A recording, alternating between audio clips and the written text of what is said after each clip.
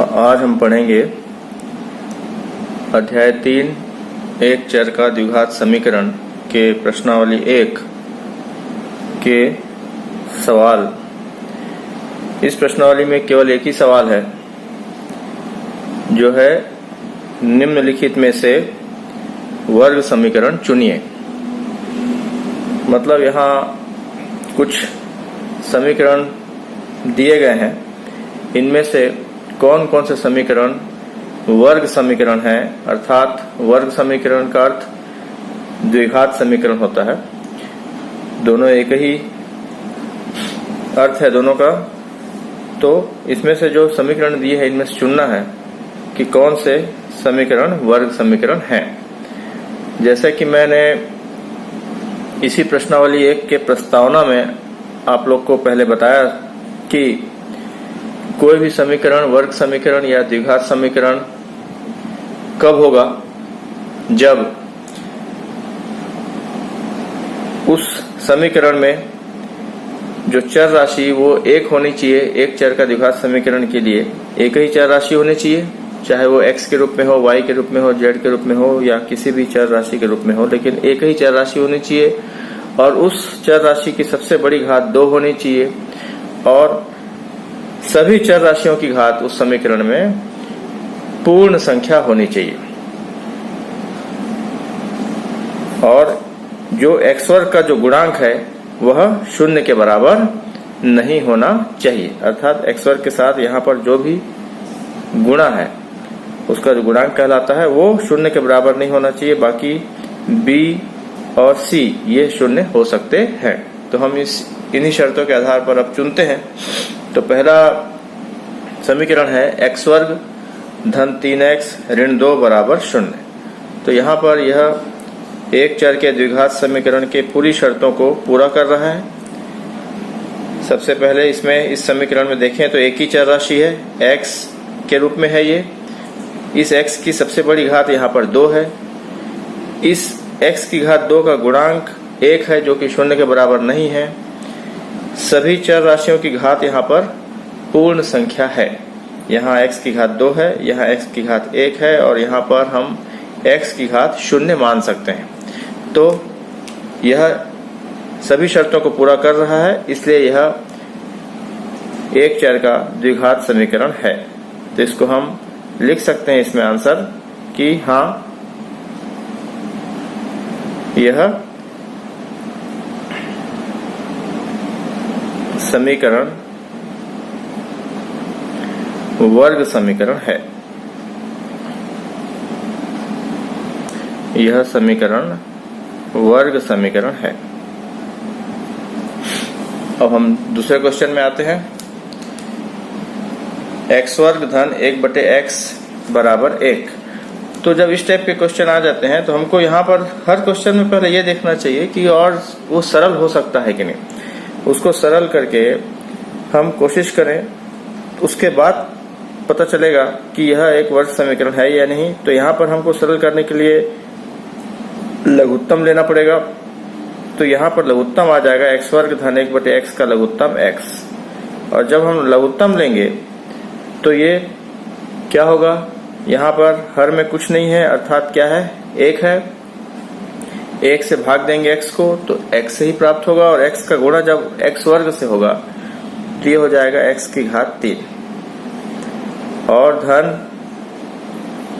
x को x से भाग देंगे तो 1 बार जाएगा, भागफल 1 आ रहा है तो 1 का गुणा 1 से करेंगे तो ये हो जाएगा 1 बराबर हो गया 1। इसका मतलब ये हो गया, इसको मैं अगर इधर गुणा कर देता हूं तो हमको मिल रहा है समीकरण x की घात 3 धन 1 बराबर x। तो यहाँ पर आपको दिख रहा है कि शुरुआत जो शर्त है कि x की सबसे बड़ी घात 2 होनी चाहिए, तो यहाँ पर x की घात 3 आ गई, जो कि 2 से बड़ी है। 2 से बड़ी घात नहीं होनी चाहिए और सबसे बड़ी घात यहाँ पर 2 होनी चाहिए। तो यहाँ पर सब बड़ी घात 3 है, अर्थात यह समीकरण की घात 3 है, अर्थात यह वर्ग समीकरण नहीं है। तो इसका उत्तर आ जाएगा कि यह वर्ग समीकरण नहीं है, वर्ग समीकरण नहीं है।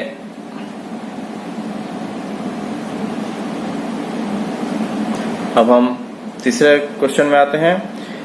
9x वर्ग ऋण 100x ऋण 20 बराबर 0।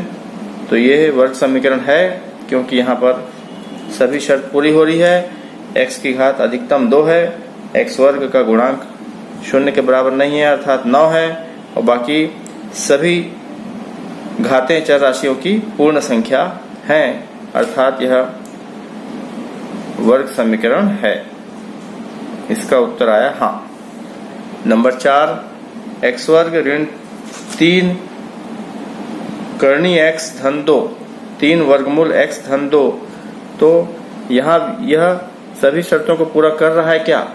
क्योंकि यहाँ पर पहली शर्त तो पूरी हो रही है कि x की सबसे बड़ी घात 2 है, x वर्ग का गुणांक भी ठीक है 1 है जो कि 0 के बराबर नहीं है, लेकिन यहाँ पर जो x की जो घातें हैं बाकी और भी चर राशि है दूसरे पद में भी, तो दूसरे पद में जो चर राशि है उसकी घात पूर्ण संख्या नहीं है। क्योंकि हम अगर इसको घात के रूप में लिखें तो इसको लिख सकते हैं x वर्ग ऋण 3, और जब करनी का चिन्ह हटाएंगे, चूंकि यहाँ पर करनी घात 2 है, वर्गमूल का अर्थ होता है यहाँ पर करनी घात 2 है, तो इसको जब हटाएंगे तो ये बन जाता है x की घात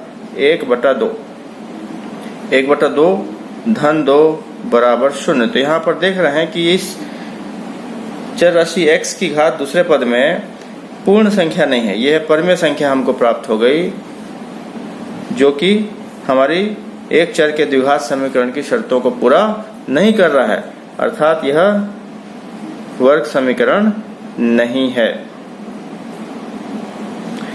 इसके बाद अगला क्वेश्चन, x ऋण 2/x बराबर ऋण x। इसको हम देखते हैं। तो यहाँ पर भी हम क्या करेंगे, पहले इसको सरल करने की कोशिश करेंगे और यहाँ पर हम क्या निकालेंगे, इसका लघुत्तम। तो लघुत्तम कितना आएगा, लघुत्तम यहाँ x आएगा, तो फिर से यहाँ बटे में 1 है, भाग देंगे x मिलेगा, x का गुणा x से ये हो जाएगा x वर्ग, ऋण x से x को भाग देंगे तो 1 बार जाएगा, 1 दूनी 2 बराबर ऋण x।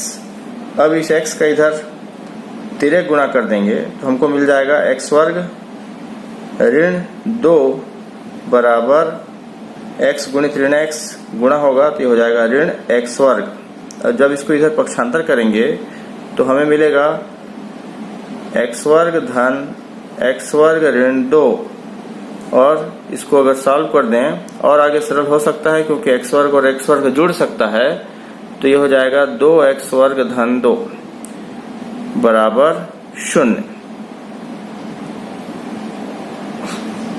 बराबर 0।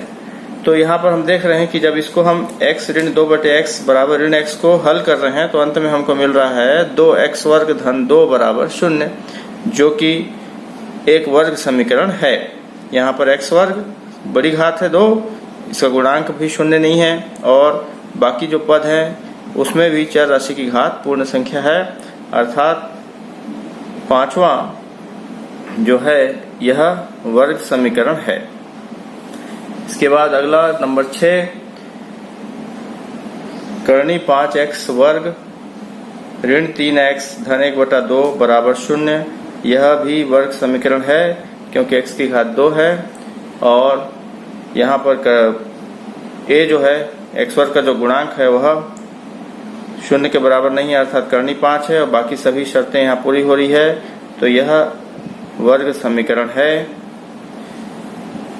नंबर 7 भी वर्ग समीकरण है क्योंकि यहाँ x वर्ग का गुणांक 1 दिख रहा है, मतलब यह पद 0 नहीं है उसके लिए। और भले मैं आगे बताया था कि भले यहाँ पर b भी ठीक है, c का पद नहीं है, मतलब c और b 0 हो सकते हैं अर्थात यह एक वर्ग समीकरण है, और यहाँ पर बाकी चर राशियों की घात भी पूर्ण संख्या है अर्थात यह भी एक वर्ग समीकरण है।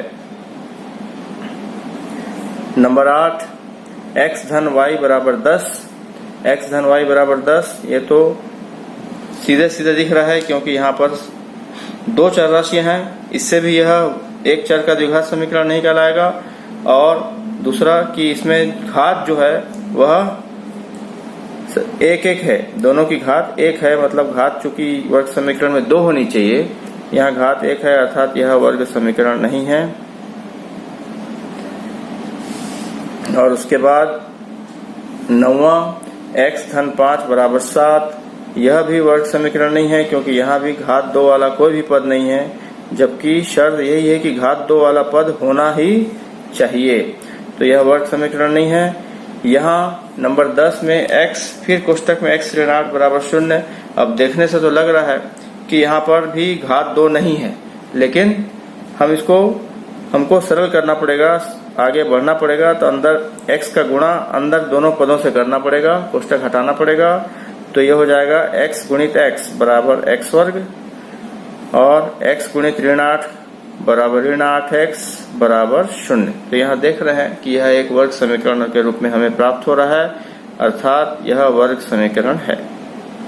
तो इस प्रकार हम देखें कि ऊपर इस प्रश्न में 10 प्रश्न दिए गए थे, प्रश्न एक ही प्रश्न था जिसके 10 भाग थे, तो इस 10 प्रश्नों में से प्रश्न नंबर 1, प्रश्न नंबर 3, प्रश्न नंबर 5, प्रश्न नंबर 6, प्रश्न नंबर 7 और प्रश्न नंबर 10 यह वर्ग समीकरण हैं। तो इस तरीके से हम वर्ग समीकरण है या नहीं पहचान सकेंगे। इन पूरे प्रश्नों को आप अपने कॉपी में नोट कर लीजिए।